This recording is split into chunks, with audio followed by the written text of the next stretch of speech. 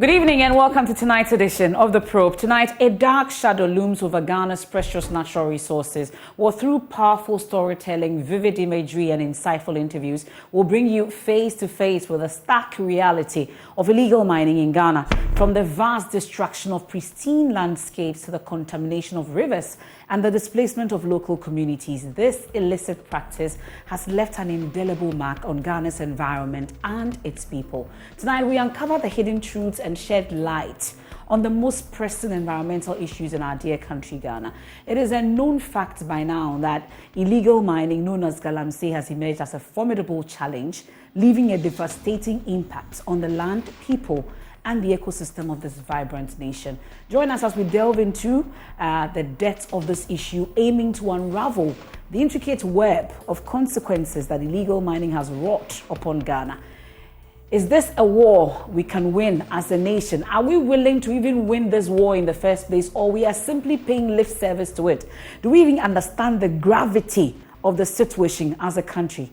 Welcome to tonight's edition of The Probe, where we shine a light on Ghana's struggle against illegal mining. We are live on the Joy News channel, also on DSTV channel 421, Go TV is 125. We're on myjoyonline.com and all our social media platforms. We are on Joy 99.7 FM, that's on radio, and affiliates across Ghana's 16 regions. I need you to participate fully tonight by sending your comments and questions through with the hashtag No to Galamsey. I am Emefa Apawu, and this is The Probe. I'll introduce my guest to you shortly, then we get talking. And look at what is happening now. If things had improved now, but things are worse. We have virtually no forest reserve in this country. You know, all the rivers are polluted, and people are doing that with impunity. You know, the rivers, you still see these floating platforms there with the dredging and so on. When we're there, you dare not do that.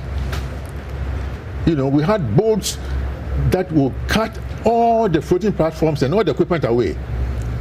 And we had a project for that. You know, we had just started the foundry and machine tool project in atomic energy. The idea was that we'll carry all this metal to that place, melt the metal, and upcycle the thing.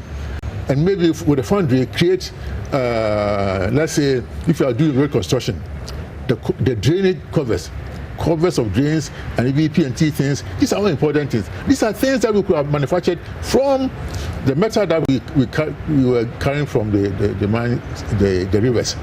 So there was a plan in place. And if people will not study it and demonize Report Boateng,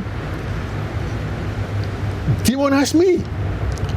How many people have done for this country what I've done? Let me ask you this, and I know you are frank. Let's talk about solutions. Yes. Do you believe the president is really committed to ending illegal mining?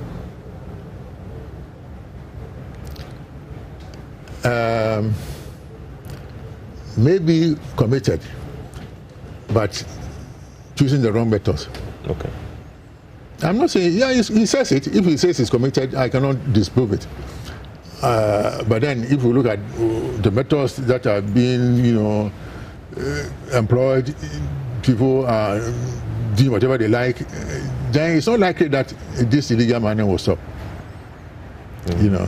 So what method? And I'm not expecting this thing to improve. Why? Because honestly, even in the best of times, when the economy was good, people were doing illegal mining. Okay?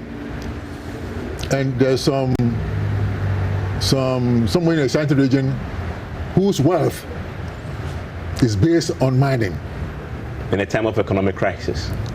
No. Even the best of times. That is so. Economic crisis. Next year will be election year. People need money to campaign and so on. I don't expect that this thing will stop anytime soon. At least not until after there's a new government. I don't know the strategy that the new government will employ. But in the best of times, people dependent upon this for their livelihood and other things. And now we are in election year, election season, election season, people need money. And so, and the way the economy is, what are you going to do farming to get money, or what are you going to do?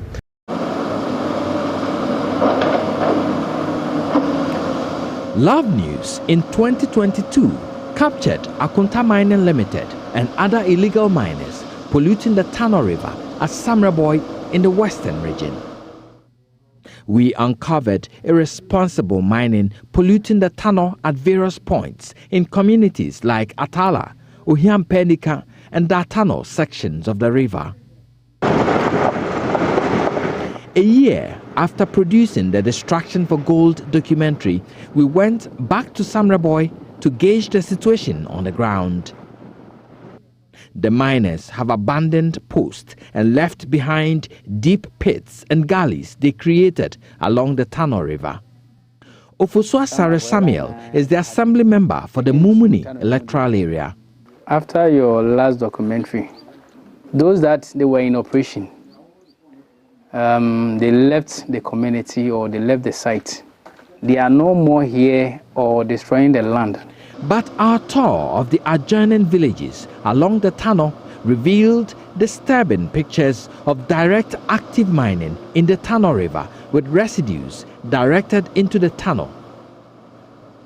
Shamfan operators and illegal miners currently sit on the river at various points. These Chinese miners were spotted at Boya, a farming community, driving the excavators and operating the mine themselves, contrary to mining regulations. This is purely illegal. There is no buffer between the Tano River and what they are doing. And if you see in the distance, there is a washing bay sitting at the edge of the tunnel, washing directly into the river. This is purely criminal. Close to the airstrip at Samreboy, these two Chinese nationals were found operating this mine, which seems to be violating the government's buffer zone policy for mining close to major water bodies like the Tano River. They told me the site belongs to Akunta Mining Limited. People for Akunta people house for you go drop me pojo. This side, Akunta people. Yeah. Officials of Akunta Mining will not respond to the claims. The devastated Atala, Ohiampenika, and Datano lands fall into the concession of Unipar Mining Company Limited. But even before Unipar could complete its licensing processes to start mining, large parts of its concession have been invaded by illegal miners. David Thompson is Corporate Affairs Manager. Whilst we acquired it over a period of time, illegal miners started to come onto the concession. We tried to engage them in a cordial manner to try and say, hey gentlemen, this is illegal mining. We didn't really get too far in that negotiation. Therefore, we informed the Mineral Commission. So we engaged the military to remove them. They were removed, and then subsequently, they've started to come back again. David speaks of the dangers of mining in the River Tano, calling for urgent steps to control the practice. Any activity on any of the rivers, straight away, it's like, surely, people, please, this is going nowhere for you. You're going to make a quick buck. How long is it going to last? But the decimation, the catastrophe that you're leaving behind is shocking. The poisons, the colors of the water, the local indigenous people who wash their clothes from that river, who are drinking and using to cook their food from that river. I mean, it's a travesty. And I really believe that should stop an awful lot of the illegal mining on the rivers immediately. Reporting for Joy News, Erastus Asaredonko, Atala, Ohiampenika, Samreboy, Western Region. This is The Probe, and we are not getting tired of saying hashtag no to Galamsey. And my colleague Erastus Asaredonko, Love FM Joy News presenter, producer, reporter, joins us also via Zoom tonight to paint the broader picture to us about this catastrophic, disheartening shocking details that he's found a year after this documentary, Destruction for Gold. Also joining us via Zoom, Awula Sewa. She's coordinator of Eco-Conscious Citizens Ghana, joining me via Zoom also tonight. Welcome. I also have Stanley Martes, the Director of Communications for the Ghana Water Company Limited. We're taking a look at the devastating impact on our water and the supplies and how long we can go on like this. And then also I'll be joined by the WA Central MP and ranking member of the Lands and Natural Resources Select Committee in Parliament, Abdul Rashid Hassan Pelpo. Let's talk about the oversight and responsibility of Parliament and what they've been able to do against this war on Galamsey. Thank you so much, ladies and gentlemen, for joining us here on The Probe. Let's test if our microphones are working. Good evening. Welcome. Evening. Good evening. Great. Good to have you here tonight on The Probe. So it's only appropriate that we start with my colleague Erastus Osaredonko because he's been out and about. I know that you all have a true picture of what is happening on the ground. But Erastus, it's shocking to find that after a year, Destruction for Gold, are you saying that there was no improvement when you went back to the places that you visited? Well, if you're talking about specifically the places we visited last year, well, in those areas, the miners have left. They've left the deep pits and gullies still there, unclaimed.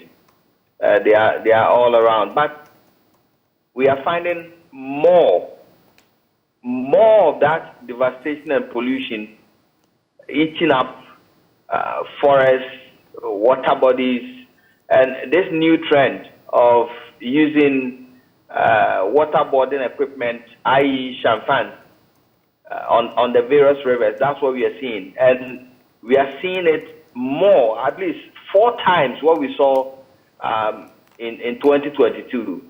And so currently, as we speak, I think the only place that people are still fighting to save their forest and save their community, I would say, is Atruzu, which is close to Sefibekwai. That is the only place we've come across that the people are saying no. And then you have government appointees pushing down their throat what they call community mining, which of course is not community mining. This is the only resistance we've come across. Aside that, what you're seeing on your screen is almost everywhere. The Ankobra is highly polluted. You have champagne sitting on it as we speak. The Pra River is west. If you go to Dabwase and you see the polluted water that the GWCL is pumping and treating and sending to your homes, it will shock you. When you come to Ashanti region and you see the thing, and the most shocking part, which we are bringing on your screens from next week, is the decimation of our forest. And in fact, when I saw the Lands Ministry, the government machinery doing Green Ghana Day, I told myself, this is a joke of the century, I tell you. So you're planting how many trees? 1,000? And then you have illegal miners clearing over 400 trees within a week. If you look at the Apamprama Forest Reserve right now, you will weep. Thousands of miles. You can drive and drive and drive and drive. The devastation doesn't end. The whole forest is gone. And when we bring the footage, you see it. And what are we doing? We are doing Green Ghana Day. And we are destroying the forest at such a fast rate. And we are planting trees where? Well, but Erastus, it's a joke. Erastus, let me find out, at least previously you saw the task force amongst others trying to do something of a sort in terms of stopping this. When you went back and the places that you visited, are we saying that the task force, the team, those who say they are fighting this particular war, are they really doing it? Were they even on site? What exactly is the status? So let me ask these questions to anybody who says that there's a task force which is fighting illegal mining. If you go to a big forest like Apamprama, and then you wait for people to clear thousands of hectares of forest before you send in military men to go and burn excavators. What have you done? Okay. Yes, when we went there last week, we saw that a day before, military men have come in there. Well, at least the current GOC is doing well. He sent a whole battalion of military men into the forest. They burned 10 excavators in the forest just last week.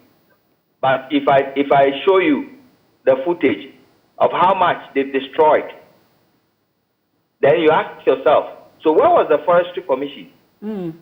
Those that protect are supposed to protect the forest. And even if somebody is using a dormer machine to cut down one tree for carpentry purposes, that person will be found in the thick of the forest and will be dealt with. Okay. But we had more than 20 excavators in a forest like that, and the Forestry Commission watches on. And they decimate the forest before you send in military men to go and burn excavators. Okay. That's the kind of fight we're having. Well, Erastus, stay with me. At least you've painted a picture, and we look forward to the second part of this particular documentary, Distraction for Gold, which we're going to be airing starting this week, like he's been saying. Aula, you've been, at least, you're the coordinator of Eco-Conscious Citizens Ghana. We've been with you throughout this fight, and listening to Erastus, I also heard Professor Pimpom Boateng saying that he does not think that this war will be won, and for him, he says illegal mining will not stop, especially during the season that we are in. But watching the videos, the footages, the devastating impact that illegal mining is having on our environment, let me pick your initial thoughts briefly. Really, is this a war that we are really on? What really are we doing? Because there's no war, there's no war going on. As Erasmus said, if you have a war going on, you would have the military there to stop the devastation. You won't wait till hectares have been destroyed and then you come in. But let me be absolutely clear. At this moment, we have the head of the Forestry Commission saying he has no objections to mining in forest reserve. This was to do with the Canon Minere Forest Reserve. It's like a firefighter saying that he has no objection to us. So you need somebody there who appreciates the nature of forest, why we have forests. But I would say that there's no fight going on. And what is worse, the government itself is hell-bent on mining, whether in Atiwa Forest Reserve, and therefore has passed there's now LI 2462 that has been passed, which makes it possible to mine in forest reserves, and we're still in globally significant biodiversity areas. We have the classification of Achimota forests. Erasmus has spoken about Setriatronsu. We are also supporting them. They are resisting community mining, which is being pushed down their throat, but they are resisting. With all this going on, is there any fight against illegal mining? No, the government itself is complicit. So for you, if we were to give a status report, what would it be? It will be a lot of duplicity, a lot of fanfare, green Ghana, green Ghana. With one hand, we are jumping up and down, green Ghana. The other thing we are doing is that we are making it easier to mine in forest reserves, to deplete the diminishing forests we have. And we're still, I've just seen a notice that we're looking at compulsorily acquiring a vast tract of land to do mining. So I'm saying that there's no fights going on. Okay. The government itself is complicit. In this, and let me be clear, if there's a fight going on, the directors of Akonta Mining should be behind bars by now for the devastation they have caused. But they have not even been arrested, and rather, we had Professor Frimpong Boateng arrested and bailed. This doesn't make any sense. But we heard the president mention that as we speak, there was no, facts behind the fact that Akonta Mining were mining illegally any forest reserve for that matter. But that's an issue that I'm sure as we go on, we'll get to talk about. But we've had the Ghana Water Company Limited, at least if we are not going to listen to anybody when it comes to the impact of illegal mining, we've had the Ghana Water Company Limited mention that it's been difficult, pumping money into, processing and making water clean for us to drink in our homes. Thankfully, Mr. Stanley Mate is with us, the Director of Communications. Well, since the Ghana Water Company cried foul about illegal mining, are we saying that there's been no improvement? Has things changed from where you operate amongst others? Mr. Mate? Yeah, I think when the war was rife, and we saw a reduction in the mining, in the alluvial mining, we saw some improvement in some areas. But then it's changed again. Just last week and last 2 weeks, we've been out with the Sector Minister, Honorable Sisi Labnadapa, and we are seeing more serious devastation of our river bodies. And so it's difficult for us to say that there's something ongoing. At least the minister is doing well going around, and she's doing some education and some community engagement. But I think we need to do more to ensure that this war is won. But for now, it's a bit difficult to tell. As I speak, with the exception of the Volta River, every river that we obstruct for treatment is polluted one way or the other, especially with alluvial mining. And even with the Volta River, there's some form of pollution due to aquaculture. Okay. So we need to be very careful as a country, because the situation is such that every river is seeing some form of pollution, and it's making our work more difficult. And apart from making it more difficult, it's becoming more expensive to treat because the dollar is not stable now, and we have to use a more expensive chemical. Initially, we were using alum in our population, but now that alum is now almost ineffective, and we are now using polymers, and the polymer is about 3-4 times the cost of alum. So you realize that it's becoming more expensive chemical, and then the dollar is also not stable because we import these chemicals into the system. So it's becoming more and more difficult for us, and more expensive for us to treat water for our people. Okay. Apart from that, we are seeing rendering levels of our river bodies, especially in the dry season. Now we are in the rainy season, so we are seeing some levels, some high levels. But in the dry season, it's becoming difficult. This year, for instance, we've seen a number of our rivers dry up, such that some areas were not able to abstract water in some areas for treatment for 2 to 3 months. Last year, we saw the same thing. It's an indication that climate change is setting on us, and we need to take all these things into consideration. And we need to take the fight against the pollution of our river bodies more seriously than we are doing now. Well, Mr. Mate, be very frank with us at this point, because you mentioned that just recently you've been round again, and apart from the Volta River, even that there are some issues there. Really, how long can we go on like this? Because you've talked about, apart from it being expensive, you're having to use more chemicals to treat water for us to drink. At least most people drink directly from the taps, potable drinking water. As a nation, how long can we sustain this? As a company itself also, how long can you go on like this if nothing happens? Emefa, I think we are getting to the point where we will not stress ourselves to treat the water if it's rendered untreatable. If turbidity is beyond a certain level, we'll get to the point where we decide that we wouldn't waste our time any longer. And where are we with our turbidity levels? Where are we now? Let's talk numbers. At the last count. We are going beyond 10,000 NTU. I mean, averagely throughout the country, we are around 10,000 NTU, which is terrible. It's terrible, Emefa. And as a company, let's talk about the impact on your activities, at least. You've talked about expensive, and I was hoping you could tell us how many years more, how many days more, how many months more can we go on like this? When it gets to a level that you cannot treat anymore, you have to give us the water as it comes. When I say it's getting more expensive, it's not even just about chemicals alone. Now, the quality of the water is also destroying our pumps, such that pumps that have a lifespan over 30 years are now getting spoiled and unusable within a year or two. And these pumps are very expensive, customized pumps that are very, very expensive. So if every 2 years we have to change these very expensive pumps, then you can also imagine the enormity of the challenge. So it is not just about the water treatment alone, but equipment as well.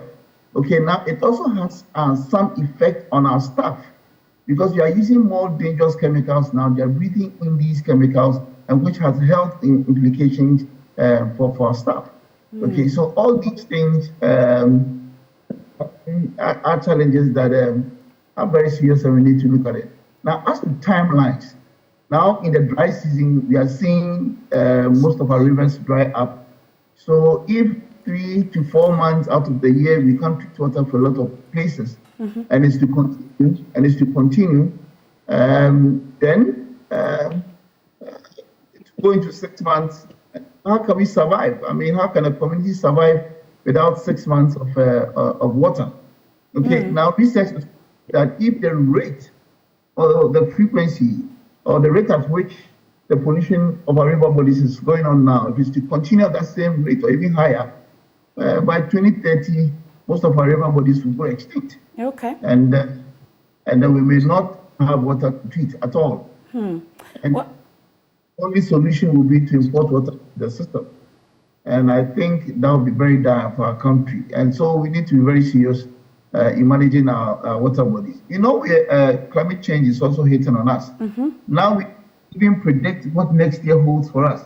Whether we are going to have more rains or we are not going to have rains at all, we can't even tell. Now there are a lot of rains. Rains are coming in. But now, when is the rainy season going to end? And when it ends, how will the evaporation of our river bodies going to be? Is it going to be high or is it going to be low? Now, if the rate of evaporation is high, it also means that the water that we've had into the system now, into our rivers now, will dry up within a very short time. Okay. Well, let me bring in Mr. Rashid Pelpo, Abdul Rashid Hassan Pelpo. He's thankfully the ranking member on the Lands and Natural Resources Committee, Select Committee in Parliament. Mr. Pelpo, thank you so much for joining us here on the probe as well. Maybe you have some good news for us in terms of the briefing that you've received. At least from what we see on the ground, it's nothing to write home about. But from where you sit, you have the oversight. I think that to a large extent, many people feel that from where you sit, you are failing us as a nation in terms of undertaking your oversight responsibility. You've heard the Water Company Limited, but really, what kind of briefing are you getting when it comes to our fight against illegal mining in this country, first off? You have to unmute, Mr. Pelpo. Hello? Yes, we can hear you loud and clear now. Thank you. Oh, you are talking to Rashid Pelpo? Yes, please, I am. Okay, please, what issue are you bringing in? So we're asking briefly about the kind of briefing that you are getting in Parliament when it comes to the status of the war on illegal mining in this country. From where you sit, you are happy with what you are getting? Well, we are very devastated about what is happening. The continuous and intentional destruction of our lands and rivers, government's apparent involvement in everything that is happening, the inefficiency in the struggle against the destruction of our lands, and government apparently, seemingly, and maybe intentionally not doing anything about it. And worst of it all, being part and parcel of it, given the report we are getting from the Interministerial Committee on Mining, Illegal Mining. So we are worried about it. We feel that the land is being abused. Government is abusing its role as representing the will of the people. And given the opportunity to rule over this land and to take care of the lands, the forests, the people, the rivers, the waters, government ultimately has failed. And we are very much worried about what is happening. I mean, land is for everybody. And we hope that if government is doing well, you will have a lot of people supporting them to protect our lands, not just for this generation. This land had been given to us or had been restored to us from generations yet uncounted. And given this small period of 7 years of the MPP administration, So much has gone wrong. So much involvement in government activities in the destruction of the land. So much lack of consciousness and decision to tackle the issue with the desire that we want to see happen in government. And in Parliament, I can tell you, if nobody at all, the minority side is very worried about what is happening. And we just wish that some level of community consciousness should come into play to save the lands from what is happening. Well, but most of us have of the view that it's not enough for a ranking member to just say that, yes, we are not happy about what is going on. You have oversight responsibilities also as a select committee. So that brings us to the point about what exactly that select committee is also doing when it comes to this particular fight. Is it a fight that you're also taking seriously as the others are? We are taking it very seriously. We've had at least two press conferences from the Lands and Forestry Committee. We've had one or two from the Energy Committee on Energy. We have had meetings with the minister.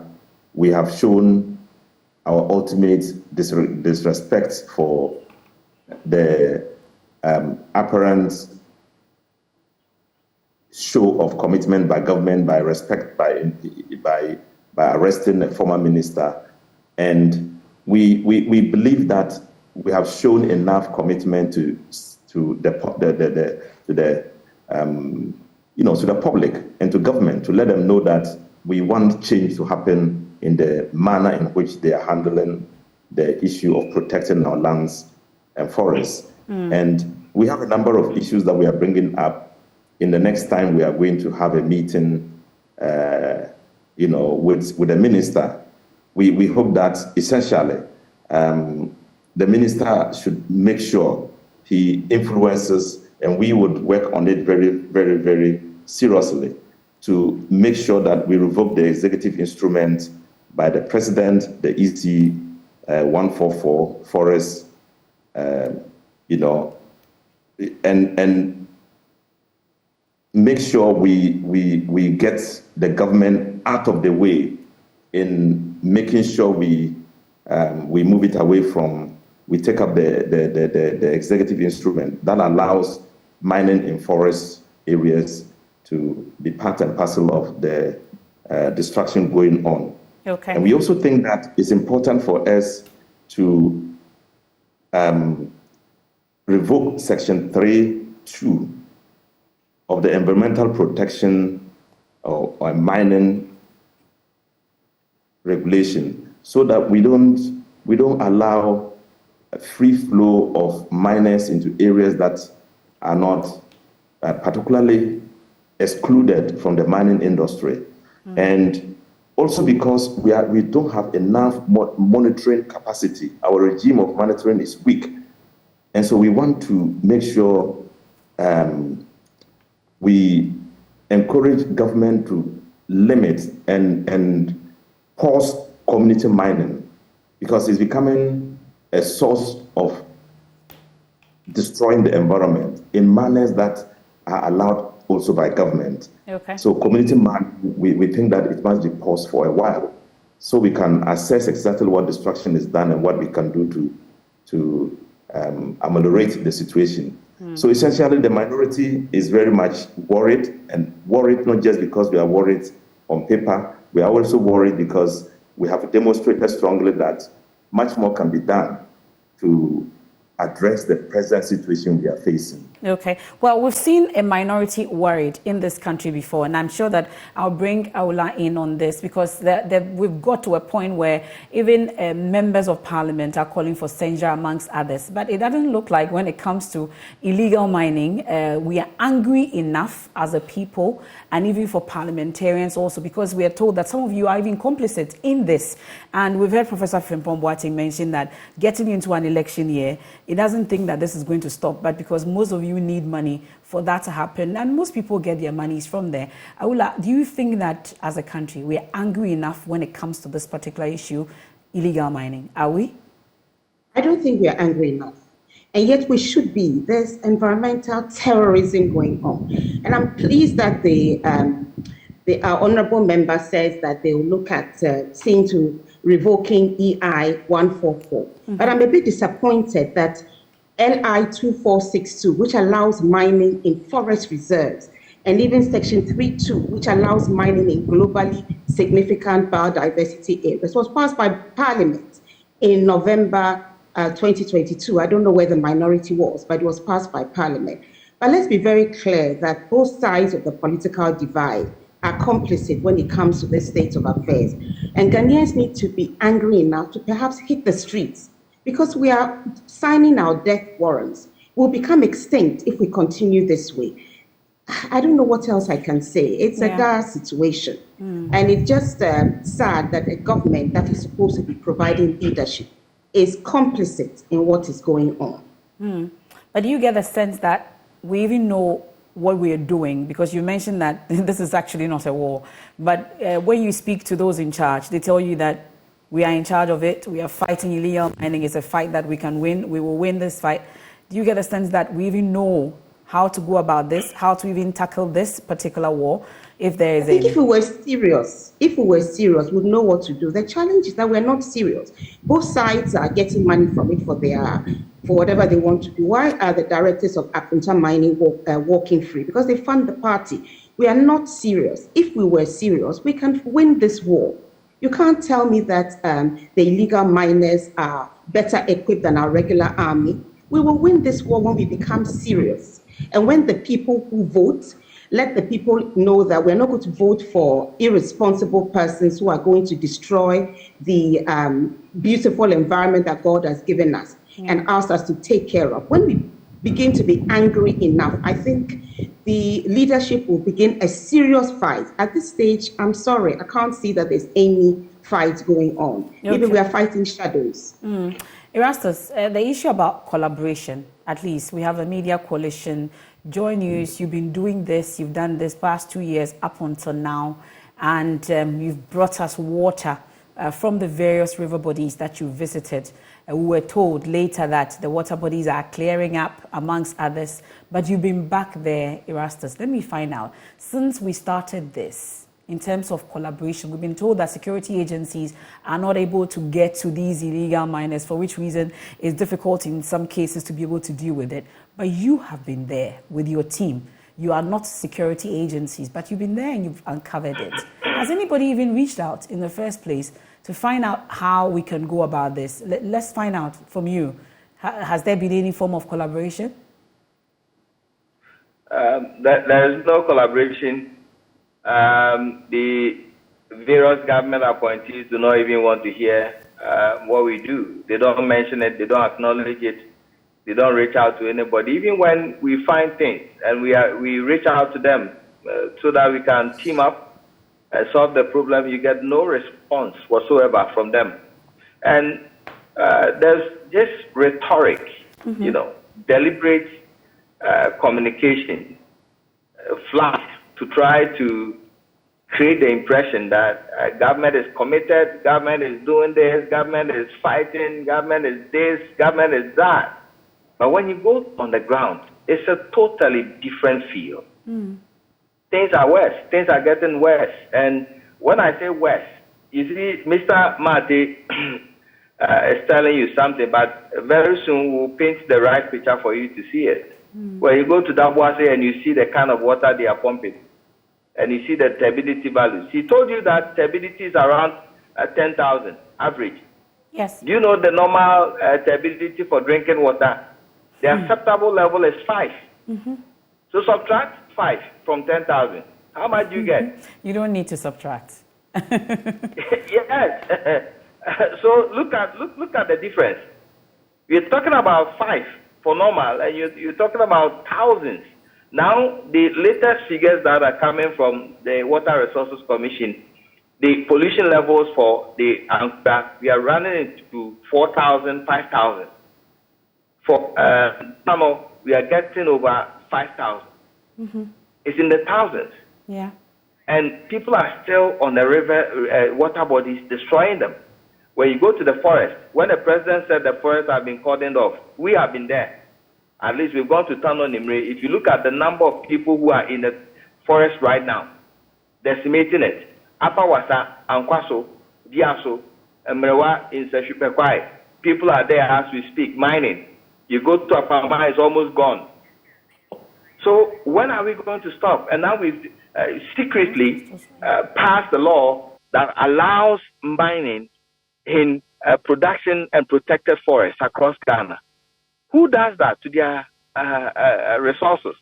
And so there is a deliberate attempt to deplete the resources, and no taxes are being paid, nothing is being done, the environment is being destroyed. And here we have money coming from World Bank, and it's a loan that Ghanaians, 75% of it is a loan that we are going to pay for. So somebody goes into the forest reserve, destroys a large part of it, makes his gold, doesn't pay any tax to government for them to use to develop our country, and then Ghanaians pay for a loan to reclaim the land. That is the sort of practice we are going on in this country, and I think that it's high time that the people who say they love this country speak up. Where are the eminent people? Why are they looking on for us to commit this environmental suicide? Well, in the clip that we played, for instance, I saw that you were interacting with a gentleman who talked about the fact that they've called in the military, they come and then the people return, amongst others, and it's becoming difficult and seeing the decimation that's going on in that area. Really, I'm sure you've been finding out more in terms of our security agencies and the work that they ought to do and why it is not being done. Really, what are the challenges that they highlight to you when it comes to this fight? Well, so every opportunity, that's what I've realized on the ground, every opportunity that some security agencies get to go on the field and fight this canker, people are using it to make money. So there are certain mining sites they go, there are certain areas they don't go. And they don't go because it belongs to somebody who is big somewhere. At least, I have seen some positive sign from this current GOC. When we have talked about Apamprama for a very long time, nobody was stopping it. The Forestry Commission guards, some of them were protecting the miners inside the forest. And I have evidence to that effect. So, this current GOC sent a number of military personnel in there to go in there and stop it. At least for now. So if we are getting that kind of commitment, it's not that we don't know where they are mining. Go on your phone right now and use the Google satellite maps. And you see the devastation. And it's not like you're just seeing an old picture. It's current. It's there. When you zoom in and you go on the ground, you see it. The devastation. Like people do not know where they are mining and who is mining where and all that. The lack of political will, the lack of will to go in there and stop whoever is doing it, that is our problem. Okay. Well, Stanley, you mentioned that you've been going around with the minister, at least, and we've been finding out some of the areas that are coming up also and making it very difficult for your operation. Let's talk about public awareness and maybe education. What can you say when it comes to that? Because we worry because you are a state agency and at least you collaborate closely with the state. So if you as a state agency are encountering such, we are wondering what then is actually happening when it comes to this war. Is there any form of public awareness? Maybe we can say that people are really not aware about the devastating impact of this illegal mining activities. Has there been any work in that regard? When it comes to miners, I think even a year-old Ghanaian is aware that there's some destruction of our river bodies in this country, because for the past 15 years or so, I think we have been talking about illegal mining, especially me. Okay, I've always and every year been talking about how alluvial mining is affecting the GWCL. I've been doing this before everybody got involved, media coalition, government, and everybody, So, and a lot of education has been going on. We have been supporting the Water Resources Commission in doing that. Now, the Water Resources Commission has a basin offices almost dotted around the country and close to every river, and they do what they have to do. A lot of education. Even now, the PLC has also joined. So the GWCL is collaborating with PLC, collaborating with the Water Resources Commission to do a lot of education, throughout the country, So there's been a lot going on when it comes to education. Even the media, I need to commend the media for the humorous job when it comes to education on alluvial mining. So as for that one, a lot is being done, a lot is still being done, even with some of our, for us, we've been always going along with our sector ministers to these communities, some of these communities to do these community engagement or have community engagements and all that. So awareness, I'm sure that everybody's aware, except that people are being selfish. People are just thinking about their pockets, and people are just thinking about their selfish interest and all that, and that is why we still see these things ongoing. Yes, so that's when it comes to education. And then the next aspect of it is that education and then? Public awareness. Mm-hmm. Yes, so I think I've answered both education and public awareness together, because I think everybody, Emefa, there's nowhere in this country that I haven't been to, and mostly because of alluvial mining and the destruction of our water bodies. I know everywhere in this country. So what is your minister telling you in terms of helping to rid this menace of this country? Really, you know the expensive nature of treating water. It's supposed to be 5, it's 10,000 and counting, like you're saying, really. So they take you round, check what is going on, and come back to Accra, and nothing happens? I think at our level, the best we can do is education and public awareness, and that is what we are doing. Beyond that, we do not have the capacity. And if you look at the distraction that going on, I've not held a gun before, okay? So who do you think can stop them? Because they are armed and we are not. Okay, sometimes they threaten our staff at the treatment plants.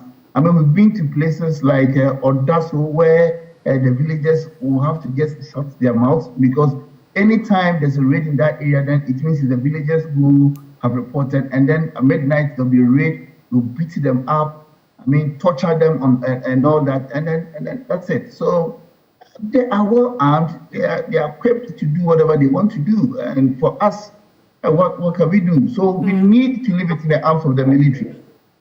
And there should be a conscious effort. There should be a clear direction for the military to act. And I'm sure everybody is scared to talk about the ultimate. I'm also scared to say it. Which is the shoot to kill? Sorry? Which is the shoot to kill, or which is the ultimate for you? And apart from that, what else can stop them?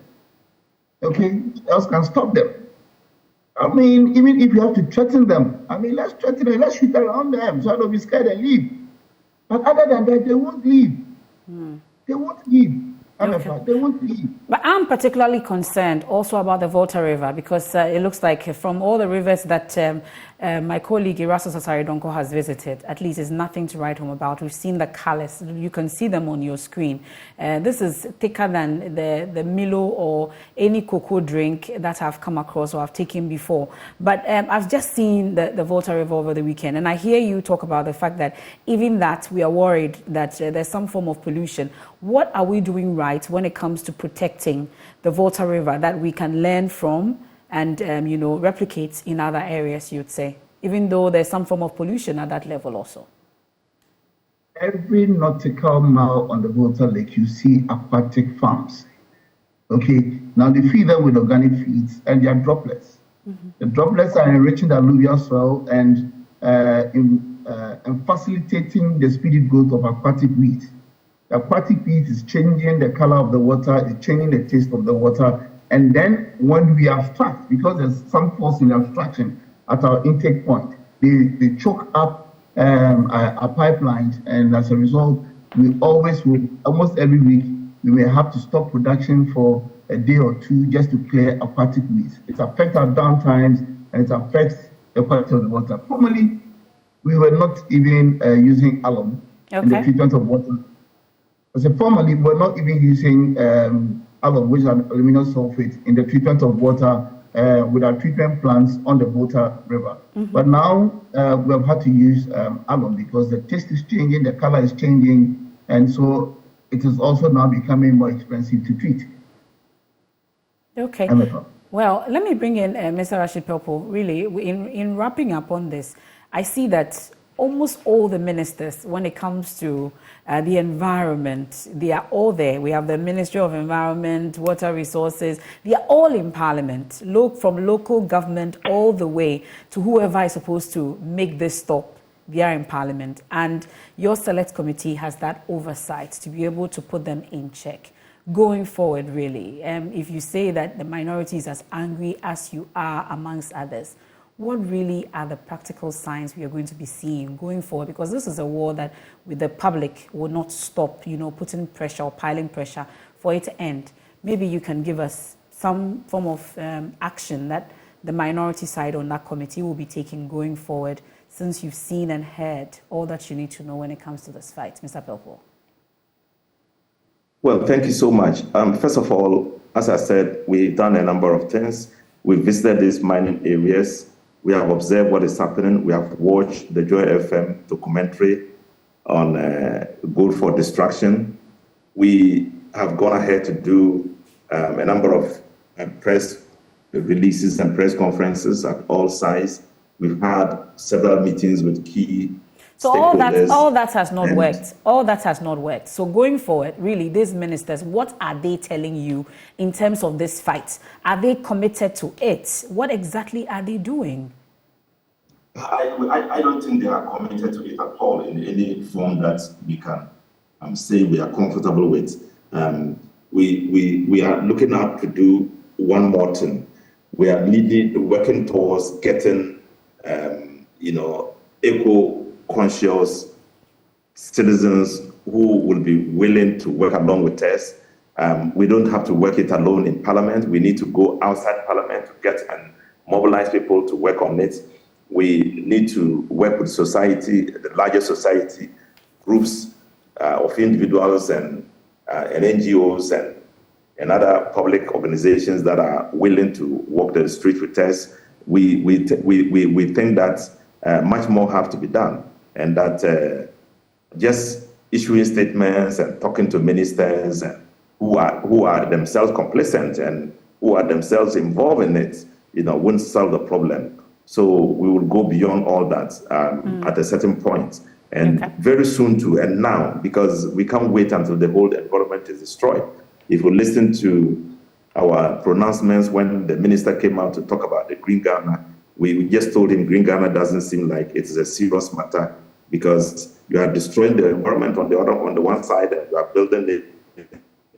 We're trying to reverse the trends on one other side.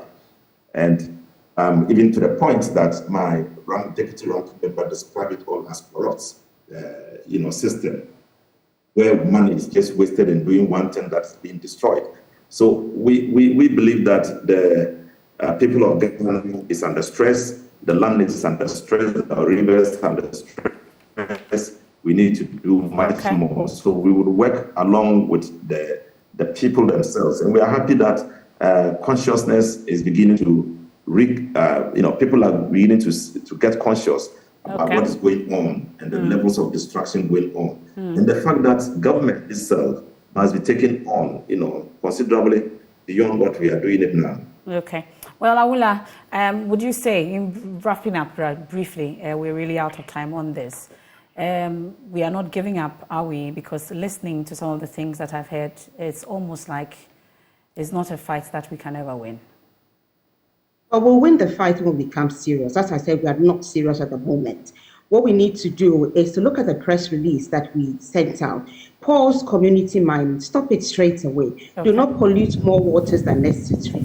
And as we said, the EI, the classifying parts of Achimota Forest, should be revoked. And please, the LI 2462 must also be rescinded. It does not make any sense if you are interested in the environment to allow mining in forest reserves. They are reserves for a purpose. And for heaven's sake, arrest the directors of Akonta Mine. And I would say that what is going on is ecocide. And people are being born with deformities. We are poisoning ourselves with mercury. One day, those responsible will be charged with murder. They should take note. They will be charged with murder. You cannot poison the population and then be building a cathedral. This is just unacceptable. Okay, well, Erastus, I'll give you the final word on this. And we're expecting more for destruction of gold. You have timelines that you give us, so we'll look out for it. So we are working within a month. We are almost done. But from next week, we'll start rolling the true state of our forest and the forest under siege. We'll take them one by one, and we'll get to show what the Green Ghana really means when it comes to the destruction of our forest. So keep touch on all our platforms.